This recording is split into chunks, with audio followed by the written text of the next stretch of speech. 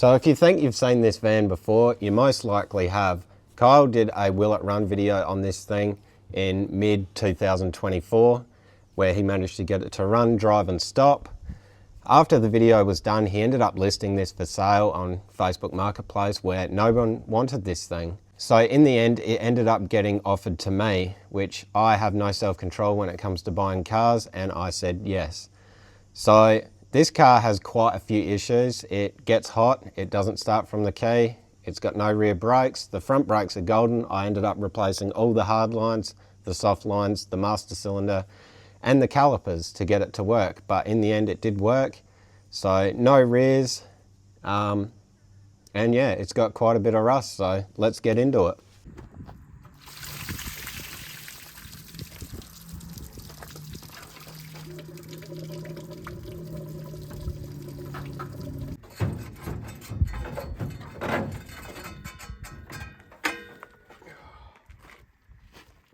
Thermostat or no thermostat?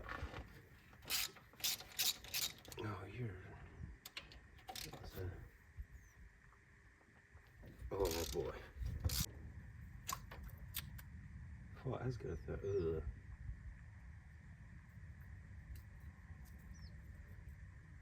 Ew, brother, ew. So because I'm replacing the radiator, what I'm going to do is I'm going to flush out the block. So what I've got here is a garden hose, and I'm going to stick it down here and just see if I can flush the block. And once that goes clear, then I'll go the other way and back flush it. So the reason behind flushing all this out is because when Kyle did the video on this, he mentioned this car had sat since 2005. The water pump was seized. The radiator cap was seized on the radiator. That had to get pried open with a hammer. And this car still had somewhat of a overheating issue. Even though he changed the water pump to a working one we just had around the place. And, you know, he only put water in it, but it still got warm very quick. So hopefully this will give it the helping hand it needs. It definitely had an overheating issue when we were driving it. There's some nice little floaters coming out of there. While I'm here, I'm going to use Pure Wax's orange degreaser and just give all this a bit of a clean while I've got the hose out.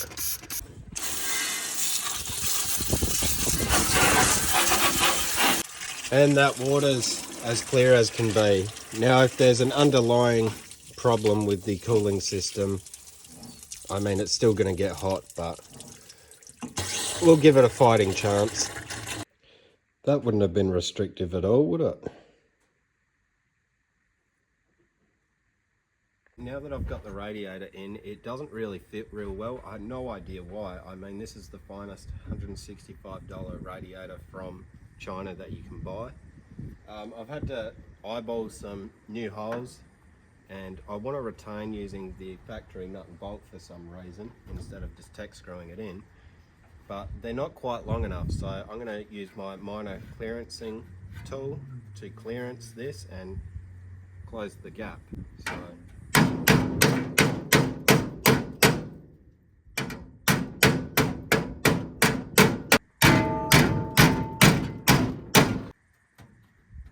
and now it fits perfect. So one of the things the car does is that if you go like that, it doesn't start obviously. But if I push on the steering wheel, we get in contact.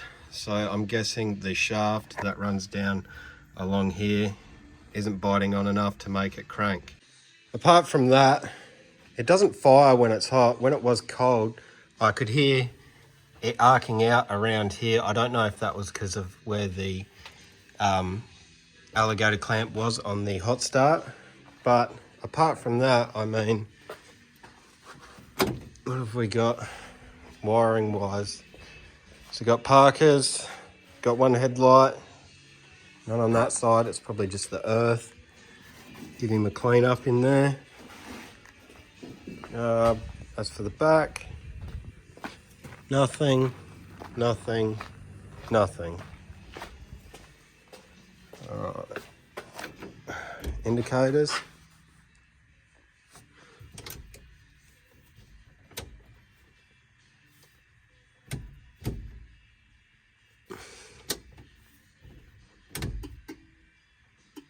Ooh, that relay sounds sad. Yep.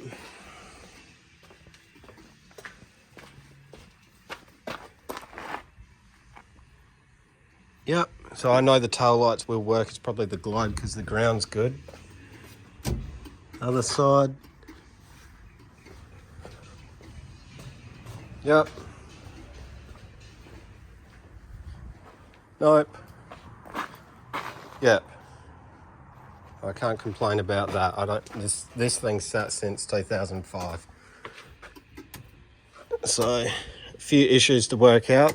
So now that I've sorted out the radiator and I've got some sort of idea what's going on with the wiring, I'm gonna go ahead and strip the trim so that it's a bit easier to deal with the wiring. There is some added wiring, you can just see it there for the speakers. But there is more added wiring in there. So what I'm gonna do is, I'm gonna pull the seat out, I'm gonna pull the the carpet out. Also, don't know what the floors are like in this, so it's gonna be a surprise. And hopefully the seat rails aren't seized or rusted out, because that's gonna make getting that seat out a lot of fun. And replacing the floor pans that are no doubt rusted. Yes. So I had one start rounding off, and then, long story short, I ended up using the cold chisel and the hammer. But then the bolt started sinking one way, and I went, maybe it's snapping. No.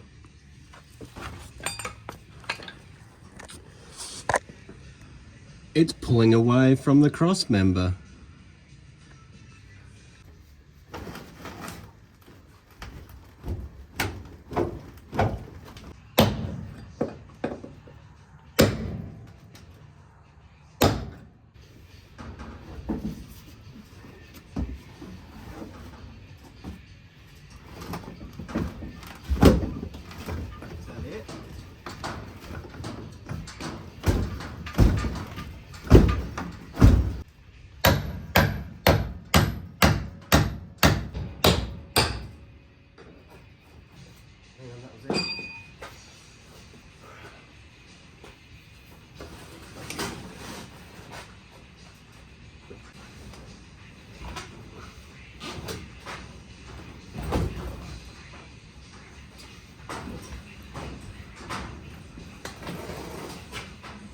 Oh, Jesus.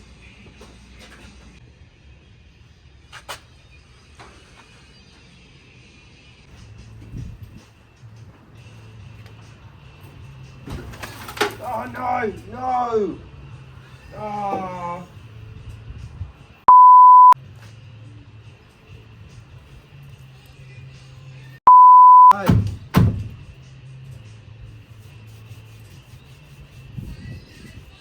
Oh, disgusting.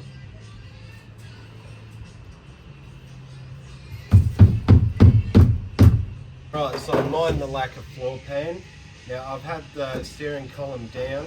I've adjusted the ignition rod, and if you watch now, it won't start, but if I...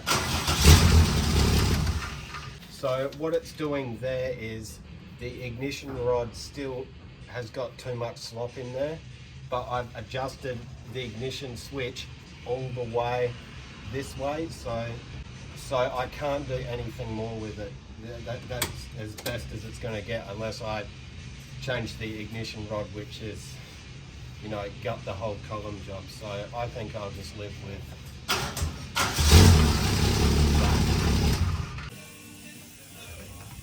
Rear brakes are done. I just needed to replace the wheel cylinders, the shoes, and the drums look really good. Really nothing to write home about. There was a big spider in one drum though, so I'm a bit sad I didn't get that on camera. Unfortunately, doing the wheel cylinders, I did manage to snap both brake lines off each hard line. So that's fun, but I've got some tools here and I can make up some new ones.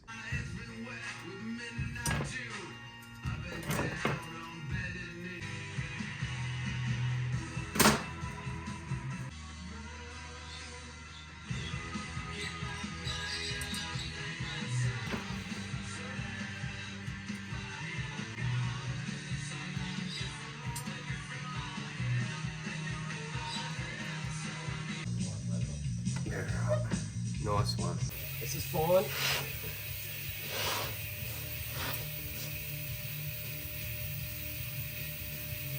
Now we can put the brake line in. Now I wasn't going to worry about doing things like gauges or rewiring up the tacho, but after I pulled out all the wiring from it, which consisted of speaker wire going to the negative on the coil and speaker wire shoved into the brake pedal switch for a main power, I thought I'd do it some justice and wire it up correctly.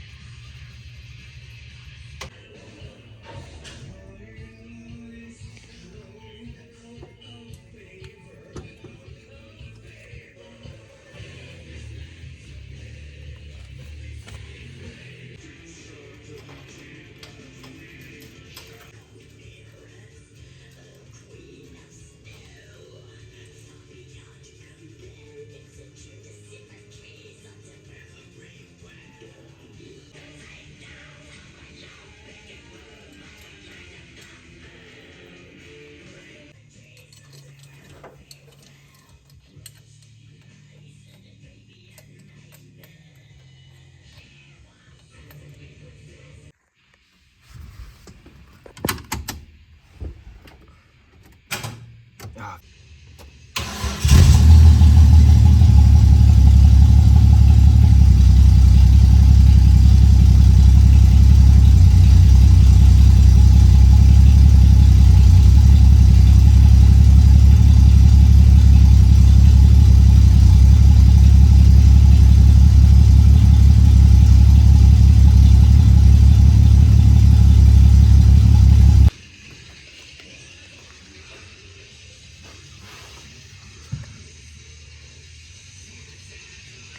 No leaks?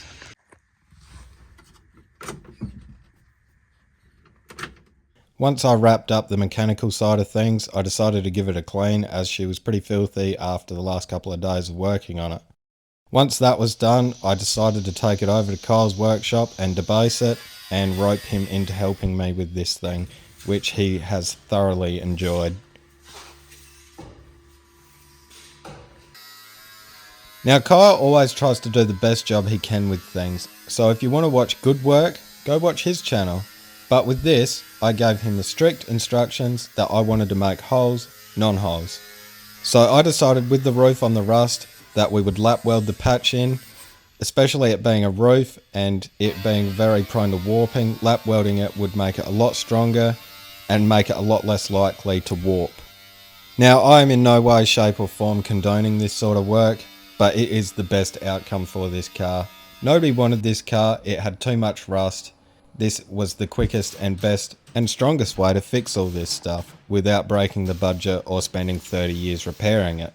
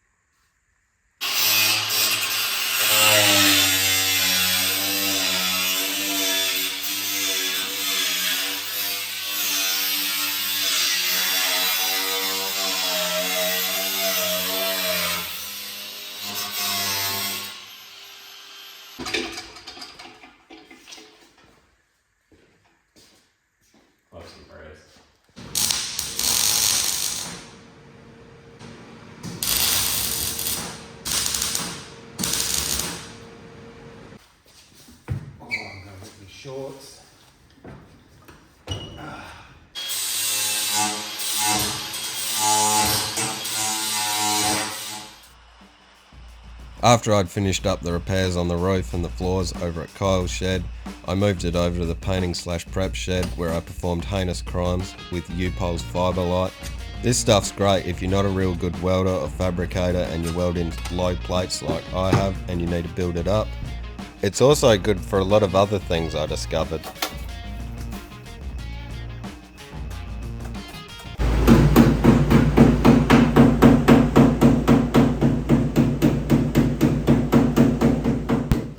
Now, even though I skipped a couple of steps there, this was still a massive process to get this car up into primer and ready for paint. Also, being the middle of summer meant it was too hot to work during the day, so we ended up being nocturnal and just working throughout the night for most nights trying to get this thing bodyworked and painted. So I got to get some pretty good shots of the sun rising a couple of times. I got bored of it after about 2 times because honestly I just wanted to get the car done. I think one of the days we did this, we ended up working from 8 PM one night till 12 PM the next day. But that's just the type of stuff that you have to do when you want to get this stuff done.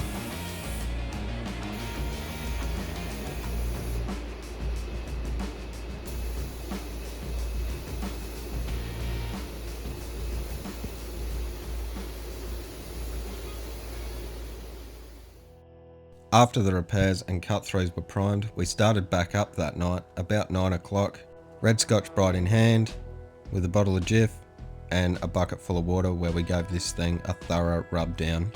After it was back in the shed where we wax and graced, masked up and seam sealed. Now we decided to paint the roof and sides to begin with for 2 reasons. The first one being we're using a product that we haven't used together and that shouldn't be used together. We're using tractor and equipment enamel with a 2-pack hardener. Now I've seen people use these 2 products before, or ones very similar, where they've had great results and a cheap respray, which is all I'm looking for with this car, is a quick and dirty birthday on this thing and have some fun. And the second reason being we didn't want to paint the roof and sides and then paint the quarter panel and then go to paint the roof again and lean into that freshly painted quarter panel, which worked out rather well because I had picked one of the worst colours for coverage and I only had enough to do the roof and sides.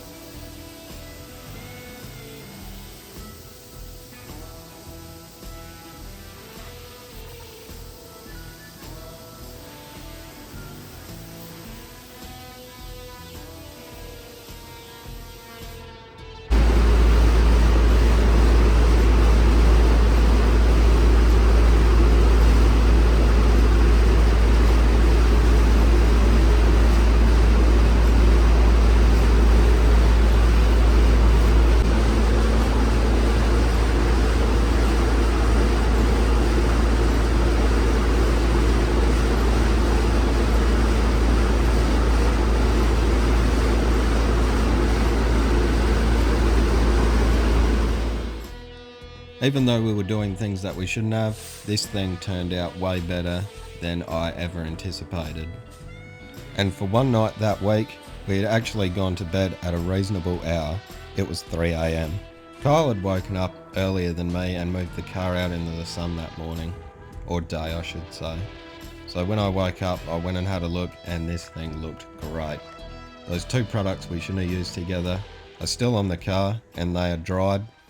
The only downfall of it all was when we shut off the fan that night, a bug flew straight into it. But that's just one of the problems with painting cars at night. Nonetheless, after a couple of days of letting the paint cure, it was all masked up, ready to go, tractor paint at the ready, and $90 Temu GDI Pro in hand.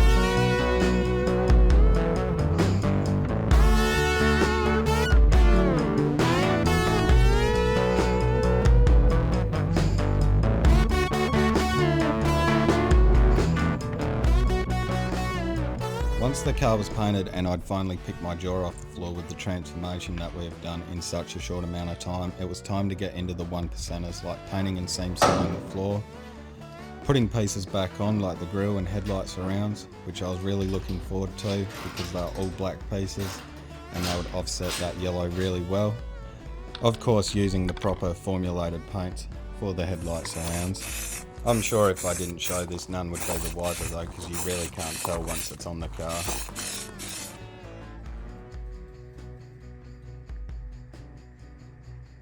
After that, it was time to paint the back half of the cab, which you can see is completely ready to be painted, rust free and all. Carefully formulated paint in hand.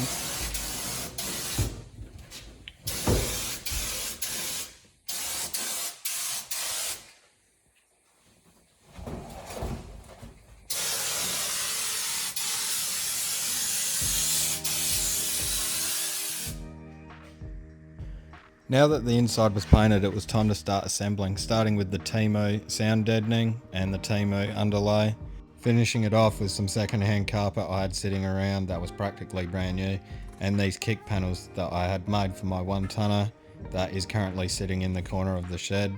So it's going to this, and I'll make some new kick panels later down the track. Now that the inside was mostly finished, it was time to start doing some blackouts and painting in the wheel wells. And with true fashion with this car, it was masked up and we sprayed on some Rust-Oleum protective enamel mixed with some 2K hardener. This thing's going like around when it starts breaking out. While the car was still up in the air, I took it as a perfect opportunity to fit the wheels. Now I am proudly South Australian, so there was only one wheel I could fit to the car. And I'm also incredibly stupid, which is why I bought wheels that have cost more than the car has to this date. Now that the blackouts were done, it was time to do the Sandman stripes. Now I've been looking forward to this day and dreading it at the same time for a while now. It is a fairly daunting task, especially when you look at how long those rear quarter stripes are and how quickly you can mess them up. I've never done this before. Me neither. This is my first time. Wouldn't it be funny if I dropped it in dirt? Can you not?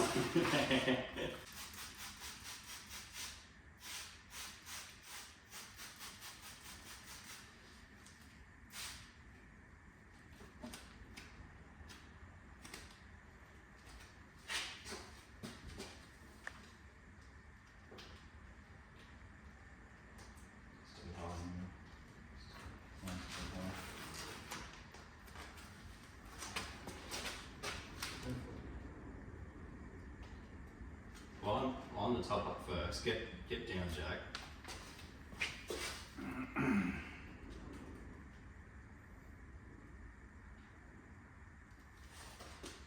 It's so hard to judge with that dent. Yeah, I know.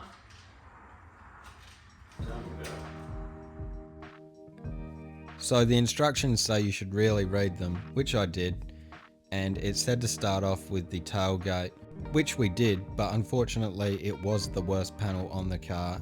It really didn't help that it had a massive dent in it and it really hindered putting the sticker on, saying that we did get it to work and to make it look like it should. But having that dent in there did make it a lot more difficult. I'm sure if it didn't have a dent in there, it would have been a lot more streamlined like the other panels were to stick the stickers on.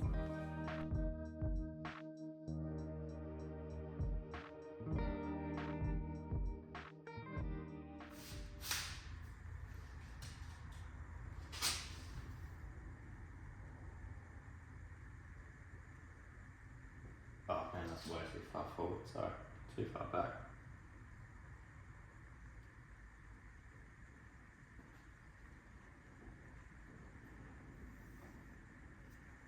We'll call it a day.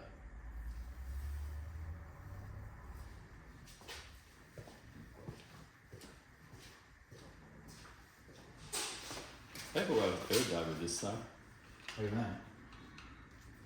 Well, it's not a genuine Sandman. Yes, it is. Hasn't got genuine auto drags. Jason Ackland said it was a genuine Sandman. It hasn't got. Can you hold the roller? Is this 50? Yes, Joe, that is 50 mil. No, I mean, is it 50 mil tape? Enough. I should just tape on the edge of the. What is that? It's like 49 mil. Oh, no, it's 48 mil. That's... Sorry, I didn't know that you had some. If I knew you had 48 mil tape, I would have just told you to just put tape on it. That's like with the sticky tape. I did on the front edge of the gate, it was 12 mil, so I went, well, I'll just go a few mil off.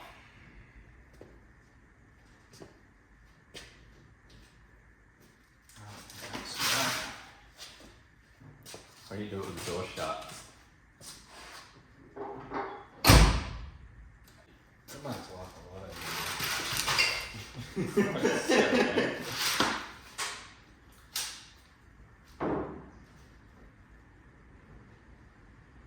Pull the tape out. But that's not, Pull the that's door not out. 30 mil. What is it then? Well, if you're taping over like this,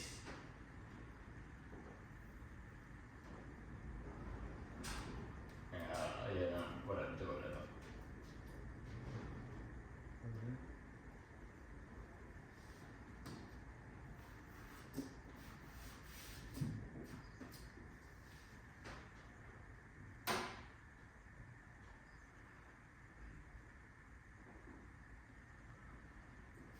No. Blind man, a good place to say. Do you want me to take the other end? No, you're right with this one, mate.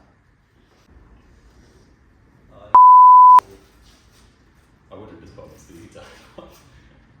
Right, that's smart.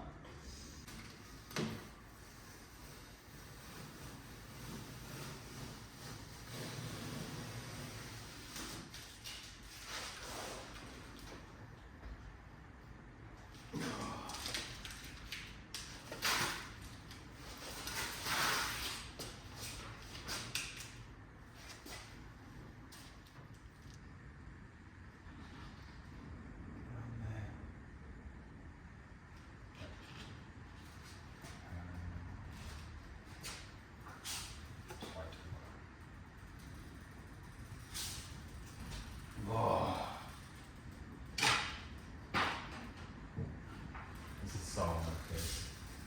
That's alright, I'm just trying to get tape off the way. I can grab it right at that end.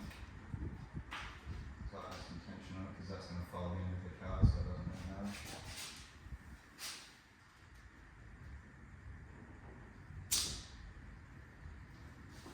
That's not ideal.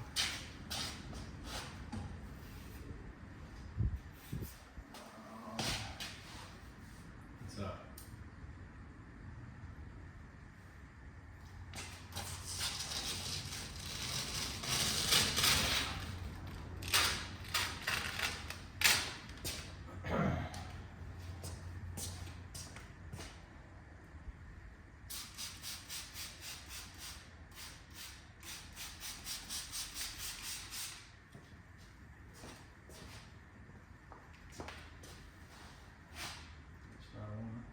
That's where you want it.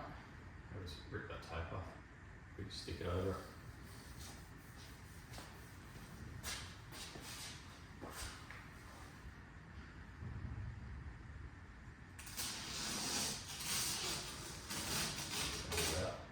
Which one?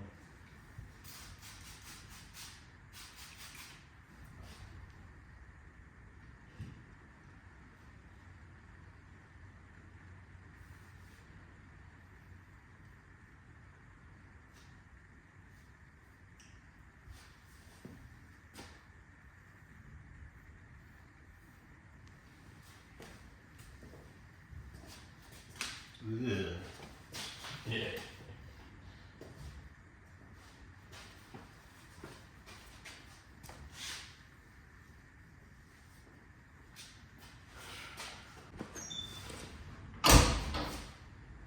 Well, I hope you can close it.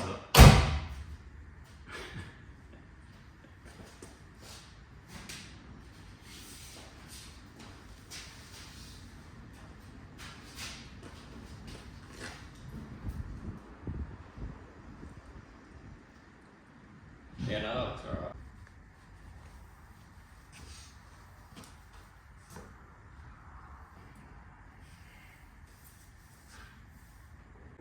It's upside down.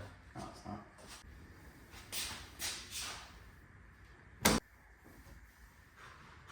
These stripes came from a business called Stick This Decals. Now, I'm sure you're all pretty familiar with this business. They do a lot of stuff for the car community when it comes to reproducing stickers and stripes, such as the Sandman stripes that I'm doing here. Now, they come on a big sheet of backing paper because they're kiss cut, so you can cut them individually like I am here, and it makes it a lot more easier when they're cut out individually instead of trying to peel one by one off the sheet and do it that way. I was actually fortunate enough to spend some time with Jason and pick his brain about how to do this because, one, I've never done this if you didn't get that at the start of this, and two, I don't really have an idea of how to do it. I did used to do motorbikes, specifically dirt bikes when I was younger, but their graphics are a lot thicker material to this and not so delicate, and you can get away with a lot more. And not to mention I hadn't done that in about 12 to 15 years. But with a lot of help from Kyle with this, I thought it came out pretty well, and I think he did too. For a first attempt, I don't think I do that. And look, it's not going in the bin, is it? No, Nothing's hit the floor. nothing's really been dragged in transport.